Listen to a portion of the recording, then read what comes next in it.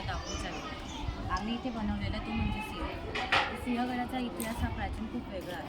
तर इथे कोदिंडी ऋषींनी आपली तपस्या केलीमुळे ह्या किल्ल्याचं नाव कोंढा नाशिक. तर तो 1635मध्ये हा किल्ला मुघलांच्या स्वाधीन होता. मग त्यानंतर हा कोंढाणा किल्ला आपल्या स्वराज्यात यावा अशी इच्छा छत्रपती शिवाजी महाराजांची होती. तर मग 1635मध्ये हा किल्ला आदिलशाहीमध्ये आपल्या आदिलशाहीमध्ये आहे. तर त्यानंतर अनेक किल्ले आपल्या इथे महाराजांनी जिंकले.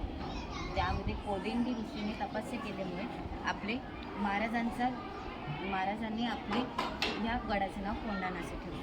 मग त्यानंतर अनेक महाराजांनी तह केला, म्हणजे पुरंदरचा तह ज्यावेळेस झाला त्यावेळेस महाराजांचा हा किल्ला हा स्वराज्यात होता. मग या किल्ल्यासोबतच अनेक 23 किल्लेही महाराजांनी मुघलांकडे दिले गेले. मग त्यानंतर आपण आता इथे जाणार आहोत ते म्हणजे रायगडाचा हा पुणेरी दरवाजा. तर पुणेरी दरवाजामधून आपल्याला इकडे जायचं तो म्हणजे पुणे दरवाजा. मग पुणे दरवाजा आहे, मग त्याच्याने आपण समोर गेलो तो म्हणजे आपल्याला तिथे दिसतो दिंडी दरवाजा.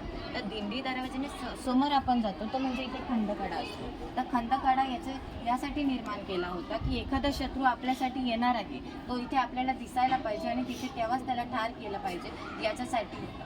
तर हा 30 ते 35 फूट असा उंच हा कडा लोट. मग त्याच्याहून थोडं पुढे गेलं की आपल्याला इथे पाण्याची टाक दिसतात. तर पाण्याची टाकाची सोय याच्यासाठी होती की गडावर जे लोक असतील, हवालदार असतील, किल्लेदार असतील, त्यांना पिण्याची सोय तिथे होती.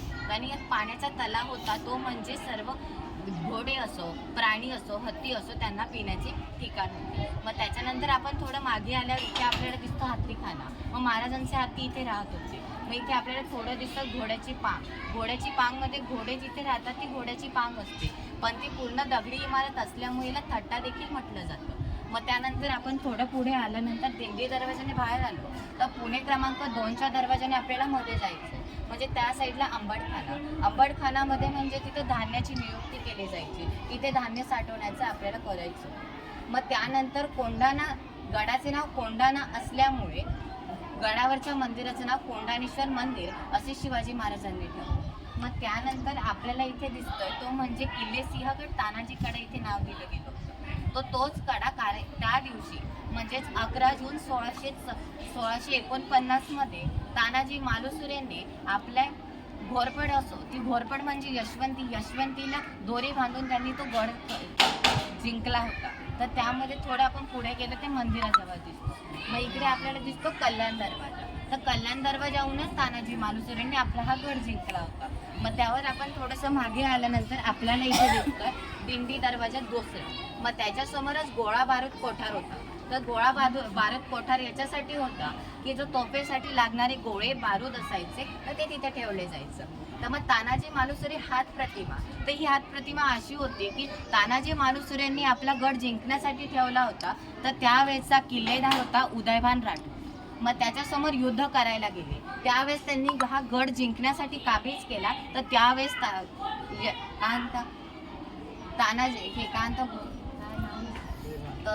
तर त्यामुळे तानाजी मालुसरे हात प्रतिमा आपल्या दाखवतात. मग याची सुरुवात अशी झाली होती की 11 जून 1649 रोजी तानाजी मालुसरेंना महाराजांचं पत्र आलं. ते जेव्हा रायबाचं लग्नाचं पत्रिका देण्यासाठी ते तिथे आले होते तर महाराजांनी सांगितलं की हा किल्ला जिजाऊंची इच्छा होती की हा किल्ला या महाराष्ट्रात परत यायला हवा. मग त्यांची इच्छाला साकार करून शिवाजी महाराजांनी तानाजी मालुसरेंना सांगितलं की हा गड स्वराज्यात यायलाच हवा. तर तानाजी मालुसरेंनी आपल्या मुलाचं लग्न सोडून दिलं व आपल्या मुलाला म्हटले पहिले लग्न कोंढाण्याचे मग आमच्या रायबाचे. त्याच्यामुळे तिथे छत्रपती शिवाजी महाराजांचं स्मारक आहे. मग त्यानंतर तिकडे आपल्याला दिसतं सुभेदार तानाजी मालुसरे यांचं स्मारक. मग आपण थोडं पुढे इकडे गेल्यावर पाण्याचे हौद आपल्याला दिसतात. म्हणजे पाण्याचे हौद त्या गडावर 2 आहेत. मग पाण्याचे हौद आपले माणसं वगैरे व्यक्ती वगैरे तिथून पाणी पिऊ शकतात. मग त्याच्या पुढे गेला की इथे तोफ आहे. तोफ म्हणजे आपले जे शत्रू सैन्य असतात ते आपल्याला तिथे मारण्याचं. मग एवढ्या वेळेस ज्यावेळेस गड जिंकला महाराजांनी तर त्यावेळेस एवढ्या दुःखाच्या वेदनामध्ये असताना महाराज आपल्याला म्हटले की या दुःखामध्ये देखील माझा गड आला पण सिंह गेला. एवढं बोलून माझे 2 शब्द संपवतो. जय हिंद, जय महाराज.